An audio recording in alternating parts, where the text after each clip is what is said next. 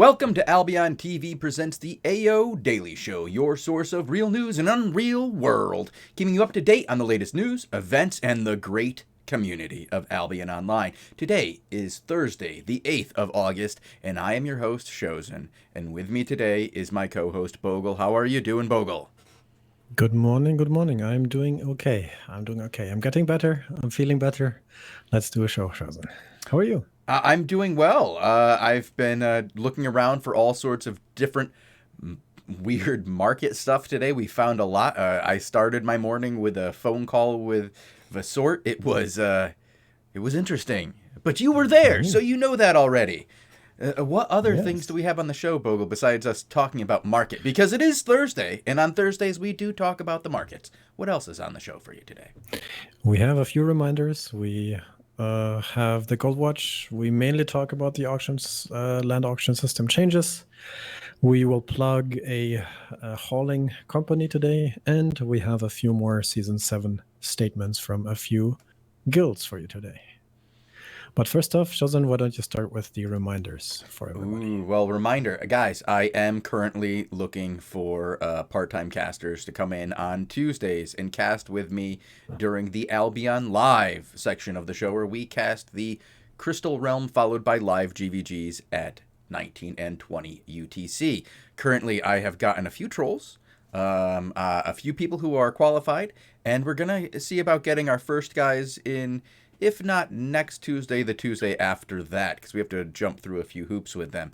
But if you know somebody who is squeaky clean, meaning they don't have a bunch of mutes, they don't have lots of screenshots of them out there saying horrific, horrible things, and if you have somebody who you know not only plays the game well, like, say, GVGs, is an interesting character, but also not incredibly edgelord, we would like that guy to apply, and he can hit me up, or she can hit me up on Discord at Shozen #4236. Cool. Yeah. Other reminder, we have the reminder that SBI is moving their server infrastructure and their networking to a new location on Monday. This is Monday, August 12th, and we, as a result of that, will have an estimated extended downtime of about 3 hours or so. So if you had planned extensive things just after downtime on Monday, maybe it's time to reconsider your plans. We will also hope that after this, the new experience of connection will be a little bit more smooth, but we will have to see. The tests of that went well. Yeah, the tests went really well. We had people do the stress test the other day, and it went well enough that people were excited. The people who were involved said, "Hey, this worked!" And the people who were saying that were the people who play the game and the people who complain the most often. So I'm pretty excited. I'm excited to see what happens come Monday afternoon at Castle Fights. All right. Yeah, and I think that's it for the reminders. Yes, now we will get into the cha-ching Gold Watch. Gold Watch. Yes, this is something we do every Thursday. We look at the gold prices, the gold development. So 4 weeks ago, the price was at around 2,400, 2,380 to be exact. It then stayed at almost the same level for about 3 weeks before it jumped to 2,500, where it currently resides at about 2,520. That means your 1 month premium costs you about 6.3 million silver. And if you were to purchase 12 months of premium status, that would come down to 48 million silver almost. Yeah. I feel like the last time we did this, it was down at 45 million silver, and it just keeps going up. That year of premium gets expensive, guys. Now, I know that you guys are all floating in the silver right now, just up to your eyeballs, and these 1 month premium prices are no problem for you. So if anybody wants to throw me some silver so I can get my next month of premium, yeah. What? I'm poor, Bogle. I'm poor. That's what I'm saying. Right now I'm poor. I made some bad investments. I'm sure Elsa should actually give you a little pick-me-up so we can see you ganking together with her and Mythoseria soon, and then you can do some premium ganking and not just the poor man's ganking. I still have I have premium for 9 days left. I still have 9 days of premium. I'm good to go for the next. I have no idea. I haven't talked to Elsa about that. The things that Elsa and I talk about are very not about ganking. We talk about all in-game stuff. Speaking of which, I better go ping him for gold codes. So you don't have a date yet for the winner of that nice Mythoseria? I don't. Somebody might, but I am not. Okay. Yes. Because I really want to see this. Okay. Yeah.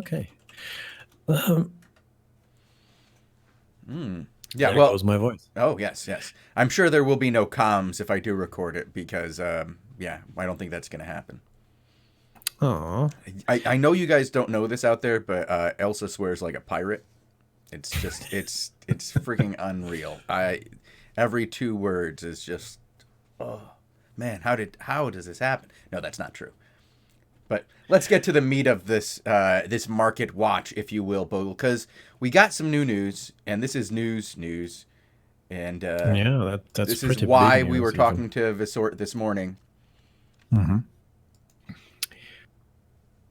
The land auction system changes. Boom, boom, boom, boom. You will see it now big on the screen. If you haven't read that yet, it's in the developers statements sections of the official forums.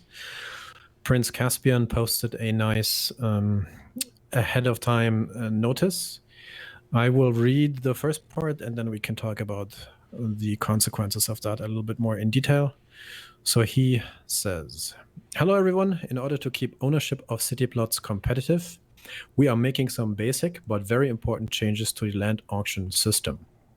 We're informing you about these changes now so that you can be aware of them before they are implemented. However, these changes will not be in effect until the bidding cycle that starts on Sunday, September 15th. Here is what we will change. Under the new system, the full amount of the winning bid will be collected from the winner. Bids by the current plot owner will still count double.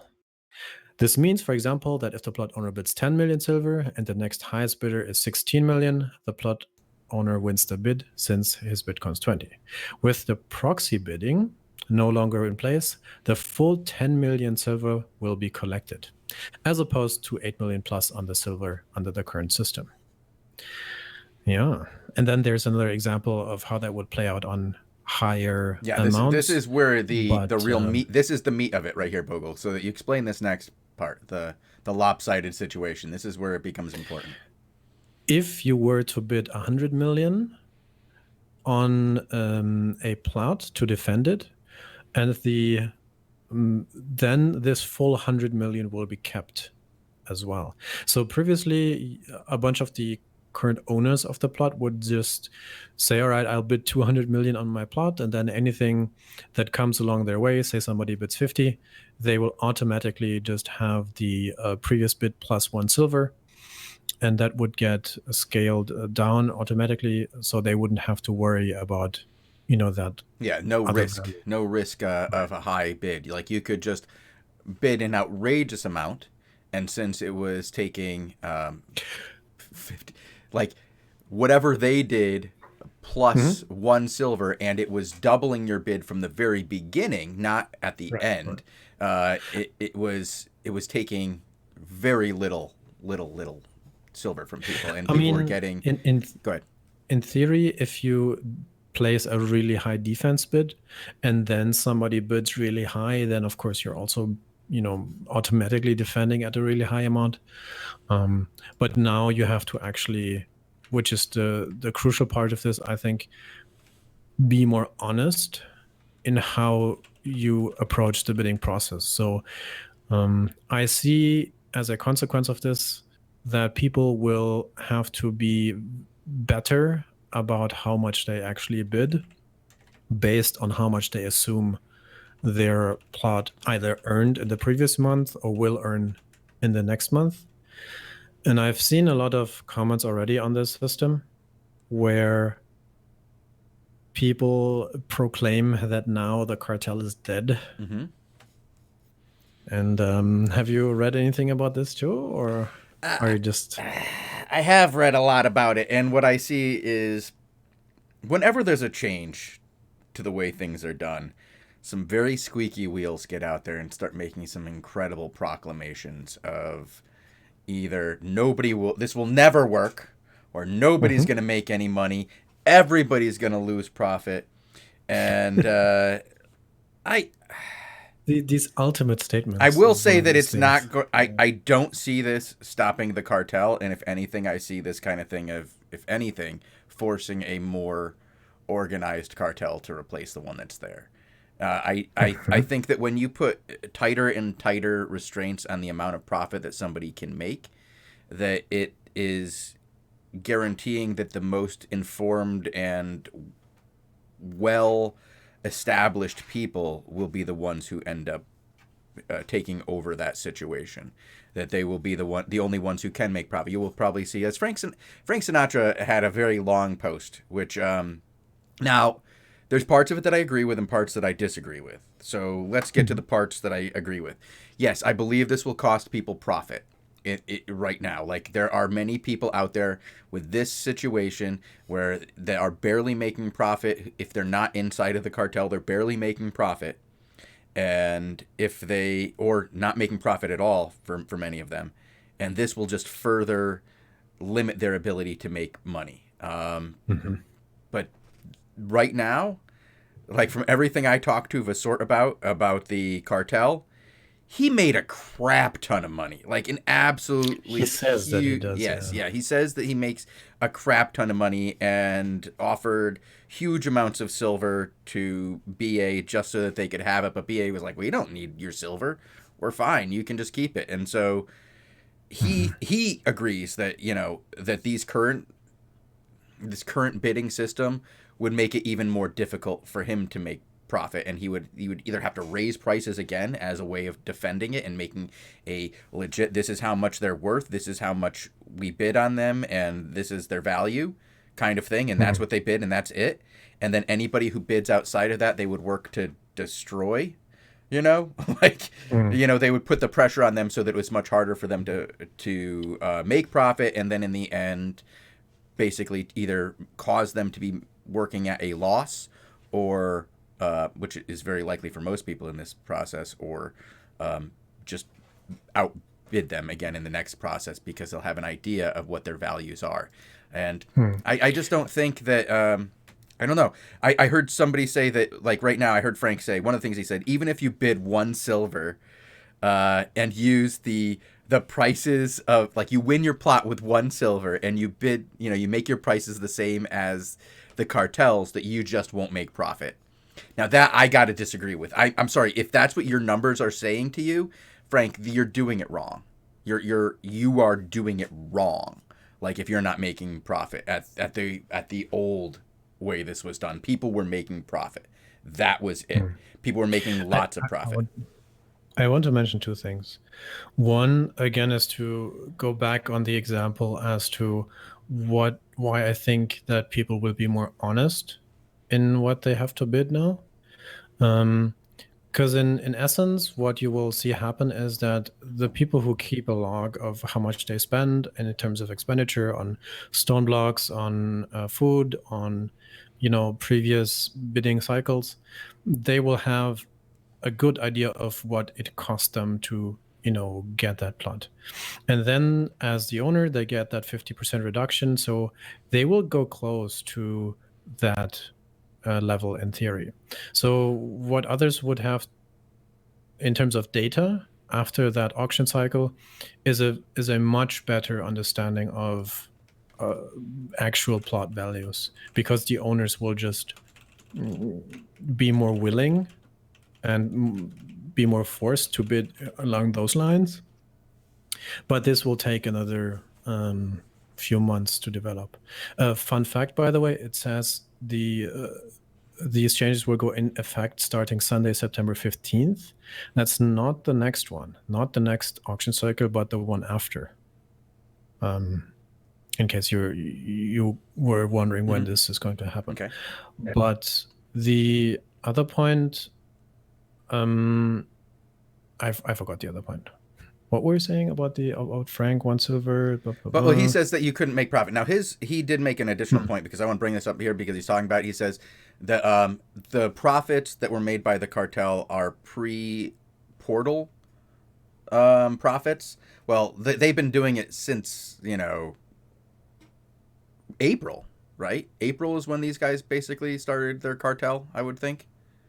April, May. It was May. It was the end of April is when the changes went in place, and by May they were already established.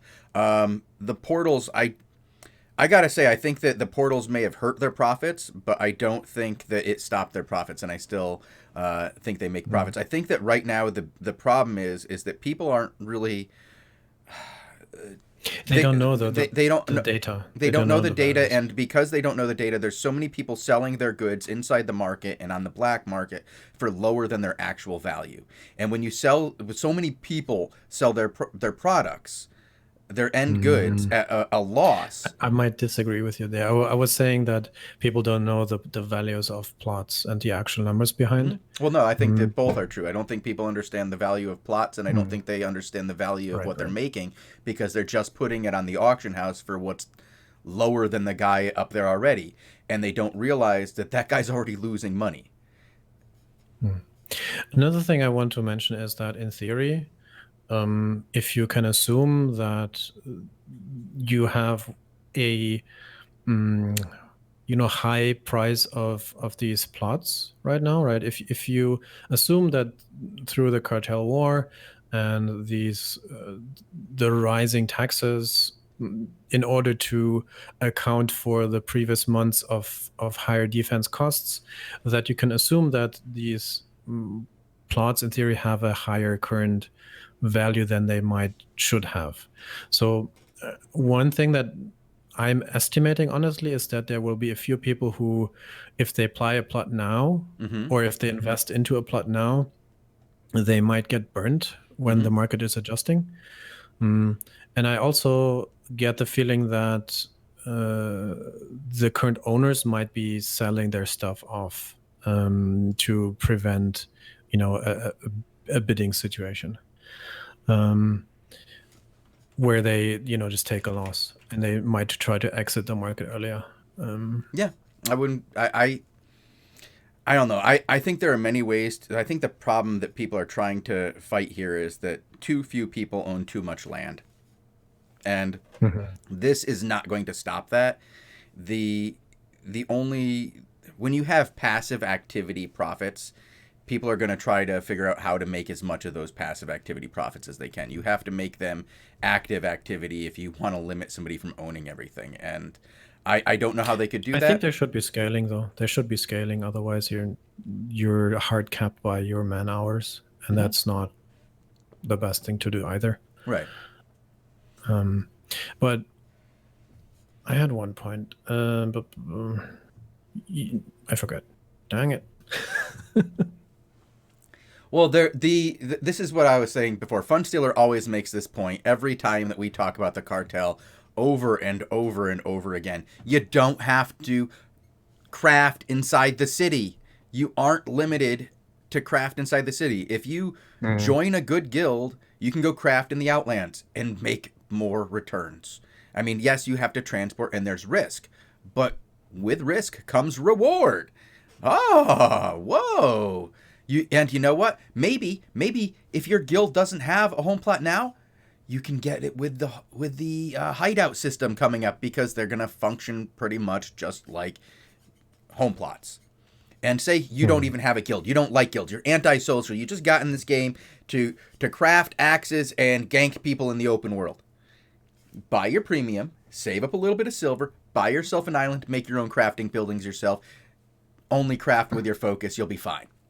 Or just use a different city. I mean, then people get antsy about that they don't do optimized profit with their focus and their location, and they're unhappy that they don't get, the quote unquote best possible rate for what what they want to do or what is possible in the game. And then it's this discussion of whether or not you should actually be able to get the best possible rate, or if you should just accept your circumstance, even if that sounds harsh, right? If you are that new player, why are you in Kalion? That as a statement is pretty tough, but It is the end if you game just city. want to craft a few axes, Yeah. it's the end game.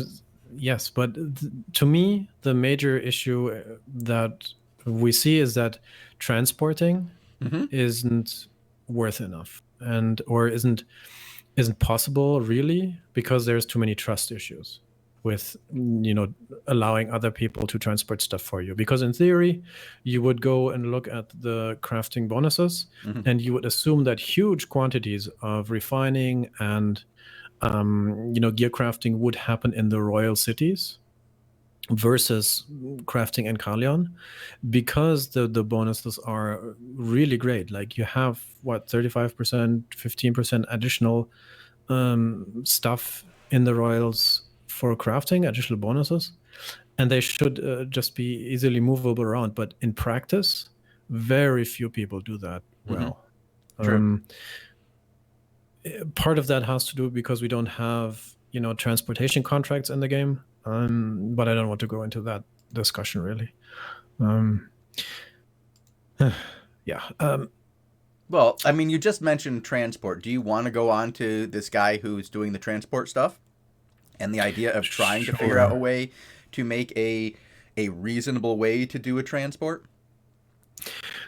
I mean, okay, yes. Okay. So we have this guy who contacted us. You, for those of you who don't know, you can contact us with anything and everything, and we will try to find a spot on the show to share that information with the rest of Albion. We were contacted by Whiskey Tango Fox, or Original Samson, as he calls him. And he said that he plans on starting up a transportation company. He calls it Red Fox Hauling. He's making an obvious reference to the Eve guys from Red Frog. I don't think he is affiliated any way with the Eve guys, but he just, says it's a fairly similar system. And he asked us to plug this service for you.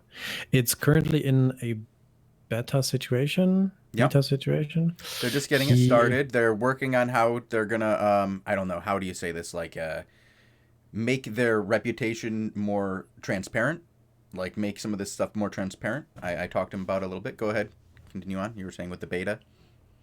I was just saying, I was looking if we had a thread yet on the forums. I couldn't find one.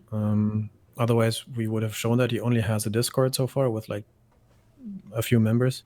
But based on what he's saying, they have like bots, and they try to automate a lot of the ordering and delivery process in terms of the communication that is required. Of course, not how stuff gets moved, but they're looking for couriers, they're looking for clients, and you can join them in the Discord. Well, I don't want to link the Discord. I can't link the Discord. No, I don't want to link the Discord either, because I want to give a critical point of view on this too. Other things you want to say in that regard about him, or the idea of such a transport? Okay, I like the idea of the transport. What they want to do is have a method where they allow people to come in and do transports, and they will back them, and they will hold the collateral for the transporter, and they will give it to the transporter plus payment if they complete the transport, and they will give the collateral plus part of the money back to the transportee if they don't make it. They're trying to find as secure a way as they can to do that with as transparent a way as possible. I suggested to them that they make a a forum post or some kind of board that has examples of all the open transports and all closed transports with how they ended, where the person who either received their goods at the end or received collateral, so that they have an ongoing list of all people who've actually gotten what they said that they would do, so they can build their reputation over time. Because if this is going to be based on reputation, they need to establish one and be completely transparent with it. You can't do something like this where you're not showing your failures. You have to show your failures and what happens after a failure if you want to build a reputation. And you need to show your successes too. And the best way to show their success isn't by you saying, hey, we did this, we did great. It's by having the person who got their goods back say, they did this, they did great. And if they can make that open and public and not something that is easily, breachable, exploited, yeah, then that's the best way for them to do this. And I would love to see somebody actually establish a guild and make this work and have it work, because nobody wants to trust somebody because it's too easy to scam people. To steal stuff, yeah, it's too easy. Yeah, and that's my concerning words of warning here. While I think this is a very needed service and a very great idea, and if they can pull it off, it's going to be awesome. And they hopefully would be, they should be getting very rich if this takes off. The problem that I see right now is, as you mentioned, the trust issue, because you basically have to give them the goods that they are transporting, and then you have to assume that in case it does not arrive, you will get some sort of payment. Of course, you're supposed to agree on whatever that payment would be, and that would ideally be equal to the value of the goods you're transporting. And all the systems behind that must be tuned so it's fair and reasonable for everybody. So you can't just charge 20 million on a 500K delivery or something weird. But the problem is that still the thing you're dealing with is trust in a group, and you have no way of enforcing that trust. If the guys just disappear with your stuff, you're screwed. If they die and you don't get your payment out, you're screwed. So I would just like to see actual transport contracts in game so we can fix this. But that's been a request since alpha, and I think they're too busy with other stuff to actually. Well, we have like 2 minutes to talk about this, because I am a big fan of the idea of player created quests. I don't like the idea of theme park style quests in a sandbox game, where the game itself generates them and you're just do your daily quest kind of thing. I like it where players can say, we have these tools available where if X, Y, Z are fulfilled, then A, B, C happens. And I played a game like that in the past that was in early alpha, where you got to players actually got to make quests with a very simplified tool, and it was incredible. Even just the most basic things like transport quests became exciting because you were doing them for players, not for the game. Right. You like so going out and collecting 5 carrots. Army members, I get 500K right. silver. Yes, like that would be a accomplishable thing inside story blocks. Yeah, it was very cool. You would say, I want X, Y, and Z. Like you build your little thing that you want done. Collect this number of this type of thing, or kill this number of this type of thing, or bring this number of things to this location. It sounds like questing, which I don't like. It was, but the difference is that it's player-run quests, and that's where in a sandbox where you can actually have some sort of in-game tool for guaranteeing a thing will happen if somebody else does something else. You take that trust away. You take that trust factor away, so that they know if they do what you say they're going to do, they get the reward you promised. That could be really cool in any sandbox game, and I'd love to see it. But on that note, Bogul, it's that time where we say goodbye, and we tell them where they can watch this show, where they can find us next, and what other things we do, Bogul. You can watch this show every day at 18 UTC here on Twitch live at twitch.tv/Albion Online. You can watch it later or listen to it later either on the Twitch VODs or on soundcloud.com/AlbionTV. You can do that through your favorite podcast application. You just search for the AO Daily Show or Albion TV, and we should come up on that. You can also watch us or watch Shozen and Lupak doing the GVG show that is now called Albion Live every Monday, Wednesday, and Thursday. Yep. Thursday? Monday, Wednesday, Thursday. That's the current schedule. We will be adding Tuesday in the future. Okay. Basically after this show. The GVGs and the crystals start at 19 and 20, and we will be around a few minutes early to find the right thing and chat with you a little bit. Yep. We're gonna hop away for about a minute and a half. Then we're gonna come right back on with the overtime show, and I believe that Lupak will be joining us for overtime as he's hanging out in chat right now. So we'll switch it over to the next format, and we will do overtime right up until GVGs, where we'll start giving away gold codes, watching live content, and having a blast. So stick around with us for the next 2 minutes while we are off air, just getting reset up for a slightly different show style. So please don't go anywhere. We will be right back. All right. And if you guys are listening on the podcast and being like, why can't I be there? Well, you can if you show up right now. But if not, stay classy. Peace. Bye.